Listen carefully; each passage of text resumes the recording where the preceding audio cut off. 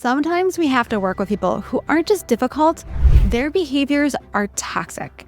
So knowing how to spot these behaviors and how to navigate them can help you protect yourself and your team. Today's guest is Rebecca Zung. Rebecca is a globally recognized negotiation and communications expert, as well as an attorney recognized by the U.S. News. She's a best-selling author and the designer of the proven SLAY method for negotiating with narcissists. Rebecca and I talk about how to spot a narcissist, what to do to protect yourself, and what you need to do to get what you need from them. Plus, so much more. And don't forget to hit that subscribe button. I share new episodes and other tips for managers every week. Now here's the conversation. Thank you so much for joining me today, Rebecca.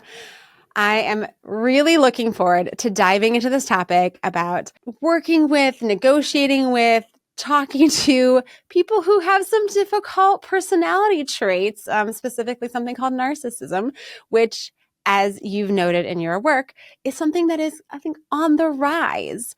And I think, I'll speak for myself, I have definitely noticed some of these challenging personality traits in my people that I've engaged with, let's just put it that way. So thank you so much for coming on today to talk through how we can work with folks like this and improve all of our lives. It's my pleasure. Yes, we've all had to deal with them at some point in our lives, unfortunately. Yes. So it's always a good thing to figure out how to deal with them because they're not going to change. So we might as well be the one to know how to do. Yeah. So maybe you could start by describing what are some of the different types of narcissists and the different characteristics that we should be kind of looking out for. And I'm guessing we might want to deal differently with different kinds of folks. So maybe you could just start by giving us the lay of the land. Definitely. So, I didn't even know that there were different types myself until I had to deal with a covert passive-aggressive narcissist in a business partner who happened to be a female. And it wasn't until after I got out of that relationship that a psychologist friend of mine said, she was a covert passive-aggressive narcissist. And I was like, what is that? Like, what words just came out of your mouth? I didn't even know what that was. So I started studying all about that. And I didn't know that women could be narcissists. I didn't know that there were different types. I was only aware of what I now know to be a grandiose narcissist. And a grandiose narcissist is your typical type of what most people think of a narcissist. It's the one that kind of fills the room, brags about themselves, kind of is demanding, impulsive, the one that will tell everybody how great they are, is very right in your face, right? And that's the one that most people sort of think of as a narcissist. But a covert narcissist is also a narcissist. Both types of narcissists don't have empathy. And that's sort of across the board of any type of narcissist, is they lack empathy. But a covert narcissist is a type of narcissist that's more of a victim mentality. This is the type that is also charming. They all kind of come with a type of charm to them. And especially where they start off with love bombing and how, oh my goodness, where have you been all my life? And this isn't a professional relationship or a personal relationship. And we are so perfect to be together and we're meant to meet, and the whole thing where you just feel like this amazing connection at the beginning, and it happens really quickly. And very quickly they want to get to that next level. That happens with a covert or a grandiose, sometimes called an overt narcissist. But with a covert narcissist, it's much more under the radar.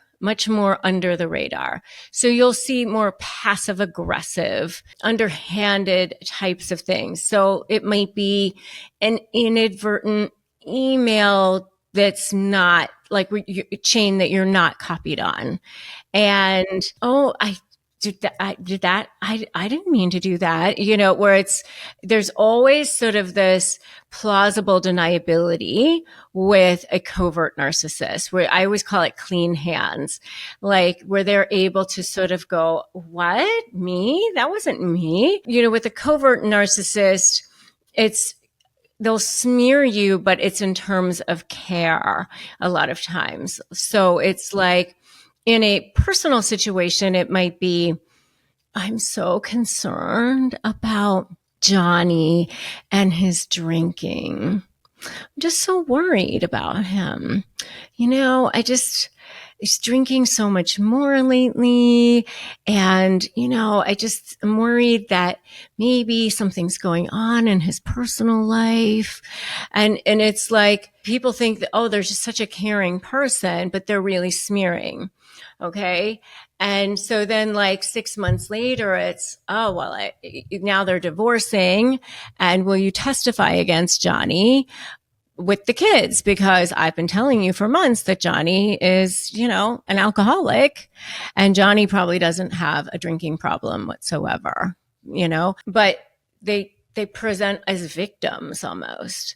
And so that's, where I think covert narcissists in a lot of ways are actually more dangerous, more stealth, more smart in a lot of ways than a grandiose narcissist, because they are harder to detect, much harder.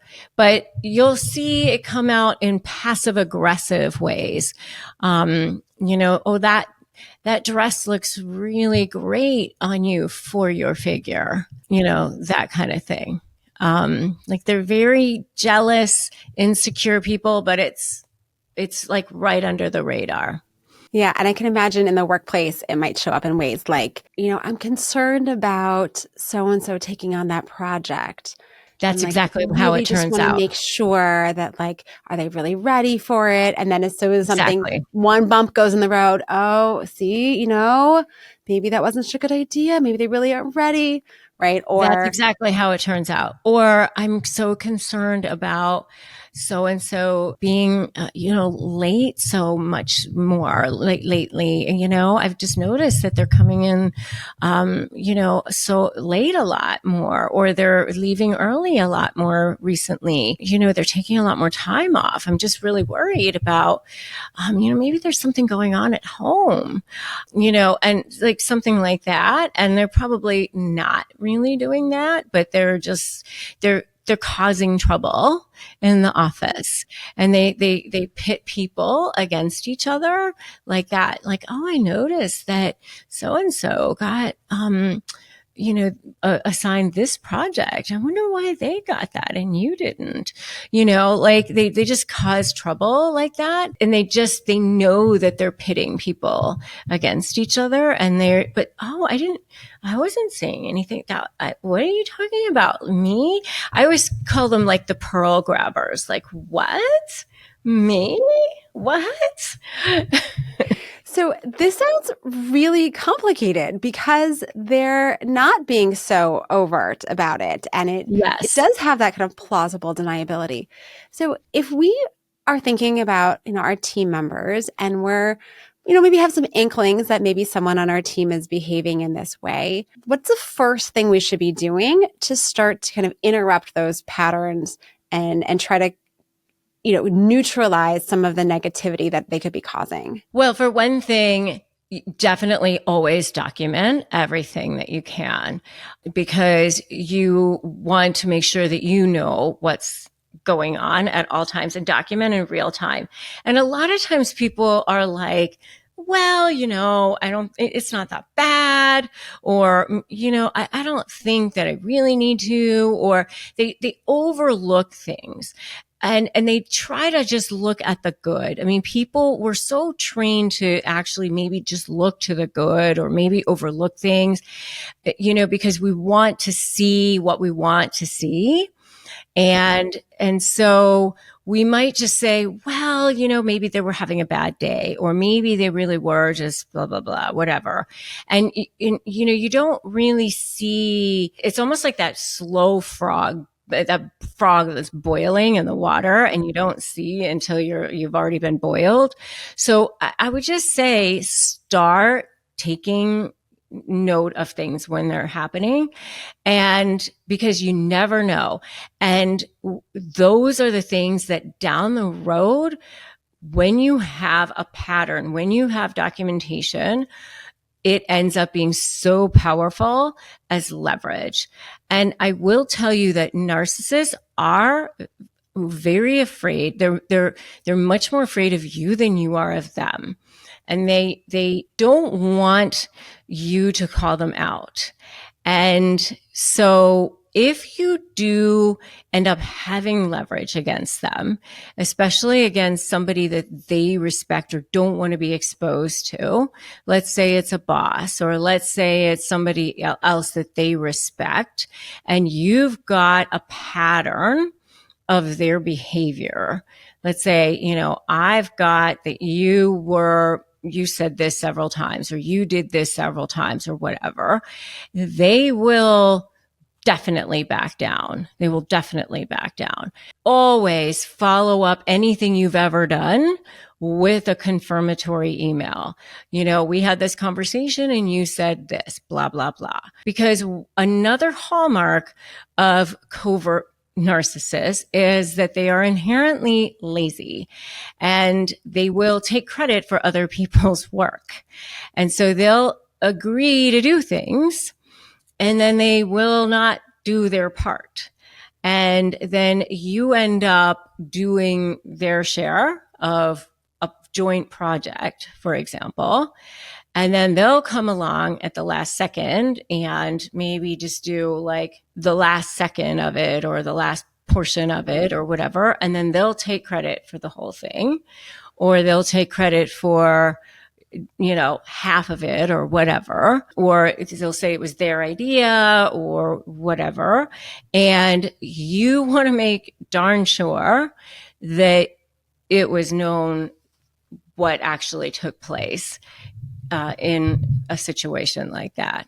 So you want to make sure that you're constantly, documenting things in writing, because they're, if they say that they're going to do something, chances are they will either not do it at all or wait until the last second.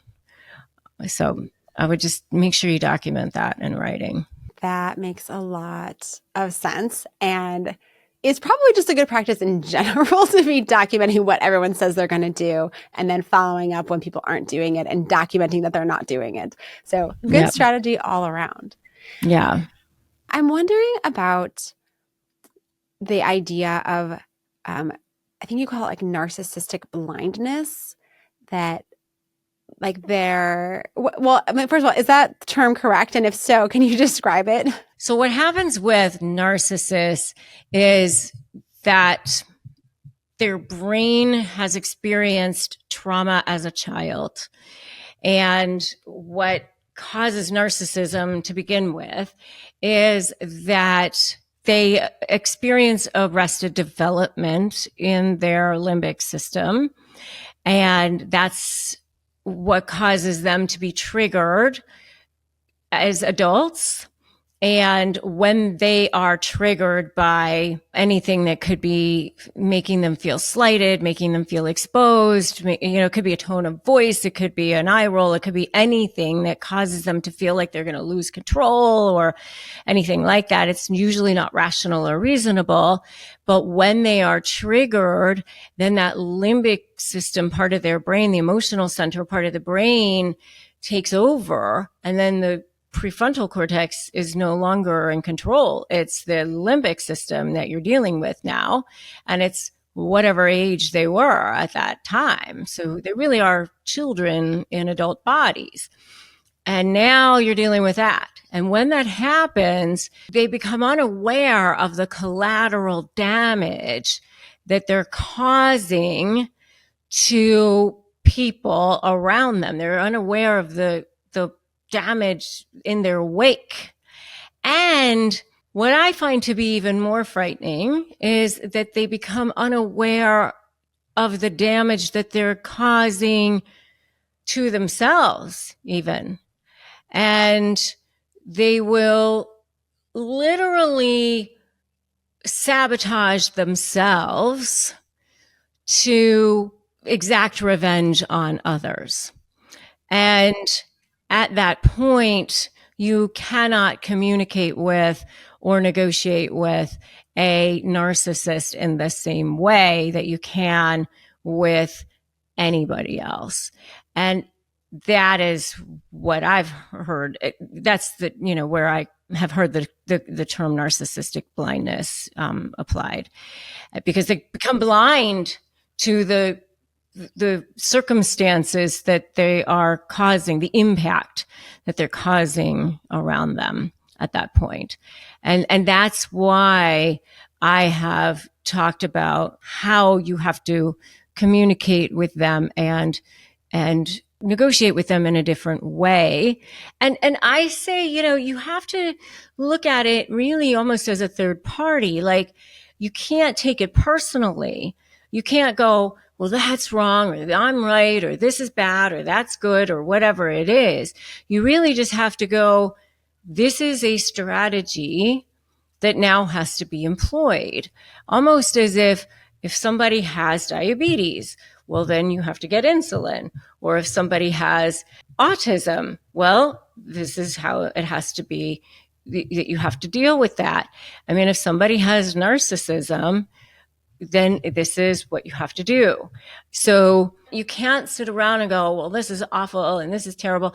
Like, you really have to go, okay, I see that this is this person, and it's almost like they're a 2-year-old having a tantrum on the floor, right? When a 2-year-old has a tantrum on the floor, you go, okay, I see that you're upset. I see that you're angry. So when you're done, we can have a conversation. And so that's how I teach people to interact with them. I can see that you are upset. When you have calmed down, we can resume this conversation. Like, literally observe their behavior to them. And I say observe, don't absorb, respond, don't react. And become, have like I say put an invisible shield down around you. And I say step 1, don't run. And being like Wonder Woman with the bullets, or the Superman with the shield, bullets off your chest, put a Teflon shield around you and just start observing behavior to them. This approach is not working for me. We can, speak when you can calm down. Every single person deserves to be treated with respect, whether it's your boss, your colleague, your employee, whoever it is. And don't engage with somebody who is not treating you with respect, or who is in an emotional rage state. And if somebody's like yelling, I always say, take your tone down.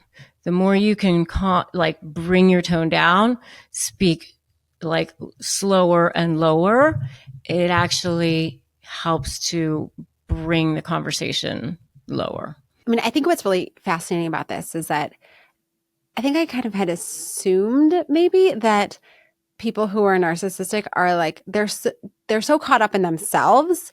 And so they don't care about the collateral damage, right? That they don't think about it. They don't care about it because it's not impacting them. But I think what is interesting about what's happening, the way you're describing true, it, what you just said, yeah, is not only do they not care, but they don't even see it. Right? They don't even understand what's happening, which is different than I see it and I just don't care about it.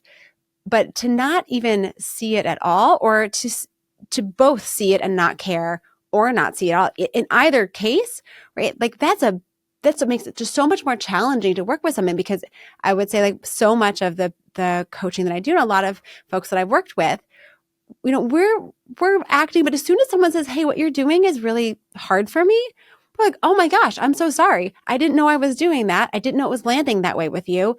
Let's figure out how to fix this so that we can work together more effectively. But that doesn't really work with someone who's a narcissist. And I think that's such an important part, that pointing that out to them is not going to make a change. So that's the first thing I want to just highlight. And then the second thing you were saying about kind of recognizing that you shouldn't take it personally, right? And to like put up that shield, to kind of not be swept into their whirlwind that they're creating is so important, because I think it's especially hard in the workplace if you have someone who's really, angry with you and being aggressive. It's in some ways, it's very easy to just, as you said, kind of turn and run. And you're like, don't do that. Don't just hightail it out of there, especially if it's your boss, right? Like sometimes you feel like I just need to shrink into myself because I can't, right? But to actually have the ability to say, I see that you're really upset, right? Like I would be happy to discuss this when you're ready to speak with me respectfully. Like that is just really powerful, to be able to hold yourself and treat yourself that way and not let their whatever emotions kind of fall onto you. And I remember actually, I don't know if this is exactly the same thing, but I was speaking to a colleague and she started crying about something and was like dumping it all over and was like playing the victim and the whole thing. And I was just like, oh, like, and as I think back now, I'm like, oh, she was totally narcissist. She had no clue what she was doing in that moment. Everything was about her. All she was blaming, the whole thing. And it was really hard for me not to be like, oh, I'm so sorry. Like, how can I help you with this? And really, like, I needed to just be like, I'd be happy to help you problem solve this when you're ready to just have a conversation about it. I didn't know what to do in that moment. And I definitely did not handle it as well as I could have. But thank you for now giving me some language for dealing with this in the future. Yes. Well, I always try to, like, even when people come to my free webinars, I'm like, by the end of this, I promise you will walk away with stuff that you can use, 100%, because that's what people always want. It's like, what can I do today? Like, so that I can actually have tools in my toolbox that I can use today, because, people are always like in this drama, trauma, and chaos of dealing with it. It's like this survival mode constantly, because you just don't even know what to do. You're in this defensive. And so my SLAY methodology is strategy, leverage, anticipate, and U is the Y. And strategy, the first thing, is supposed to be creating that vision. Where is it that you want to go? What's your perfect life? Where do you want to be a year from now? And so many times people are like, I just want them out of my life. I just want to smack them down. I just want them to suffer. I just want them to pay, or whatever it is. And it's like, okay, well, but that's all defensive or whatever, like, what do you actually want from your life? Do you want to live on the beach? Do you want to be holding hands with your cute boyfriend or your cute girlfriend? Or you want to have lots of money in the bank? Do you want to have, like, what do you actually want from your life? They can't even get there because they're just in this war zone all the time. Right? I mean, so I think that, just having like some tools, like, okay, what can I do today that's going to help me? Is it reasonable to think, thinking about that kind of, what do you really want out of this? To say, I want to have a good relationship with this person. I want to be able to collaborate with them in the workplace. I want to be able to have productive conversations where we, generate great ideas and we share work equally. Like, is that even realistic to want that? Or is that, just kind of off the table, knowing what you know about narcissists? Well, you're never going to be able to collaborate, share work equally, have like that kind of a relationship, not like that. But, I mean, you can have, like, let's say the person is your family member. You're going to have boundary. I mean, if they're truly a full-blown narcissist, because this is a person who's a taker. It's all about them. This is a person who just wants you to serve their needs as a person who needs endless amounts of supply. So it's a relationship that's not sustainable long term, because you're just going to be left feeling totally and completely feeling, like empty and depleted all the time and sucked dry. And so it's not sustainable for you because your soul is just going to be like, depleted. I mean, anybody who's ever been in a relationship with a person like this, you just know that at the end of the day, nobody leaves a relationship with a narcissist casually and goes, wow, this was, really great, but, I just have to wish you well. And they hug and they walk off into the sunset and they remain friends. And it just never ends up like that. They run out of it like with their hair on fire, screaming like they're running from a burning building usually. And, like they're just trying to survive no matter what, if it's professional or personal. And they're just trying to like desperate, gasping for air and trying to put their lives back together is usually how it looks. And they're glad they got out alive. So in the workplace then, it sounds like first of all, there's like variations or kind of degrees of narcissism. So it may not be someone is so overly extreme. It might be a little more subtle, and maybe you can manage to work with them and kind of make it work. But well, it's a spectrum. It's a scope, Yes. And it sounds like there might be some cases where for your own health and safety that you just need to leave that job or you need to fire that employee because whatever is happening is so detrimental to you and to your team members that you need to actually eliminate that situation, which means, again, either you leaving or firing someone who's just causing too much trauma in your team. Yeah. Life is short, right? I mean, life is short. And you want to be in a situation where you feel empowered, where you feel like your voice is heard, where you feel honored, respected. And if you are not in a situation like that, then you need to be able to be in a situation like that. And it may be that that particular person needs to be removed. I mean, let me just say this, that the statistics show that employers or managers are spending up to 42% of their day now with dealing with high conflict employees. Companies spent $360 billion last year on high conflict employees. It's almost an epidemic at this point.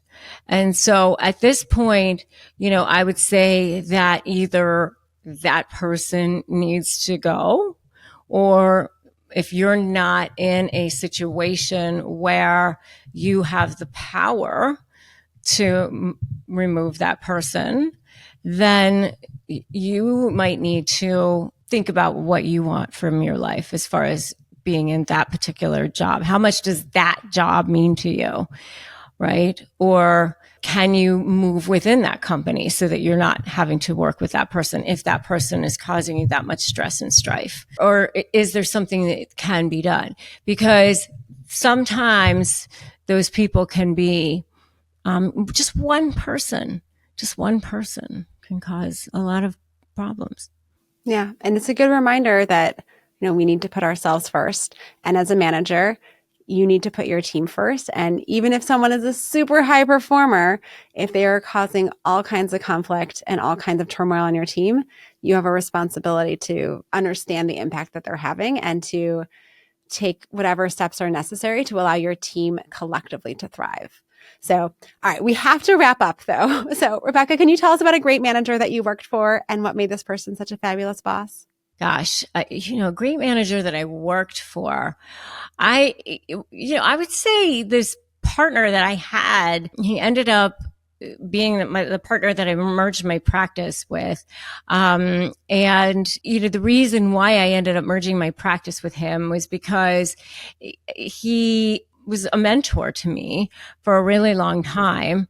And he's so great. Even when I first went out on my own as a lawyer, he stopped by my office, I remember one day, and I had my hourly rate, I had set it low because I was so nervous about not getting enough clients, and he stops by my office, and the receptionist said, "Oh, Jack Long is here to see you." And I said, "Oh, what is he doing here?" So I walked out, and he had originally practiced in New York, but this is in Florida. But he was a member of the Academy of Matrimonial Lawyers, and he was just so kind and great. And I walk in and I'm like, "Jack, what are you doing here?" And he goes, "I need to talk to you about your hourly rate." And I said, I said, "What?" And he goes, "It's too low." And I said, "Well, I'm so nervous. I'm not going to get clients." And he goes, "I'm going to tell you a story." He goes, "When I first started practicing law in 1960 something, whatever it was, before I was born and whatever." He goes, I did a divorce for a guy and I charged him $4,000. And at the end of it, the guy came back to me and he goes, "Jack, you did a great job for me. You charged me $4,000. My wife's attorney charged her $5,000. And Jack's like, "All right, so you should be happy." And the guy goes, "Well, obviously that guy's better than you." And so Jack stood up and he looked at me and he goes, "Raise your damn rates." And so then he walks out. And the next day he calls me up and he says, "I got a great case for you. I'm referring it to you because I'm conflicted off." And it turns out it was Arnold Schwarzenegger's goddaughter. Okay. And it was a fantastic case. I ended up getting to meet Arnold, travel with him, all these great things, right? So he tells me all about it. And at the end of the call, he goes, "And they have money. So charge something decent for Christ's sake." And he hangs up the phone. And so he was so great because he made me, charge what I was worth. So beautiful. And something that all managers can do is to, help people see their own value. I love this. Okay. And where can people learn more about you? What's the name of your book? Where can people get a copy of it? So my latest book is Slay the Bully, How to Negotiate with a Narcissist and Win. It's a USA Today #1 bestseller. So I'm super proud of it. So anywhere you can buy it, anywhere books are sold. Amazon, of course, is the easiest place. And you can find me. My YouTube channel is 50 million views. So RebeccaZung.tv is the easiest place to find me there. And my Instagram is @RebeccaZung, or my website is RebeccaZung.com as well. So thank you. Oh, and I have my free Crush My Negotiation prep worksheet is 15 pages. It's literally actually been downloaded by over 100,000 people. And it's 15 pages. It's amazing and will help you start winning negotiations if you want. It's totally free. And you can get that at winmynegotiation.com. Fabulous. Great resources for everyone. Thank you again so much, Rebecca. I definitely feel like I have some new strategies to employ in my own life. And so thank you. Thank you. Thank you for having me.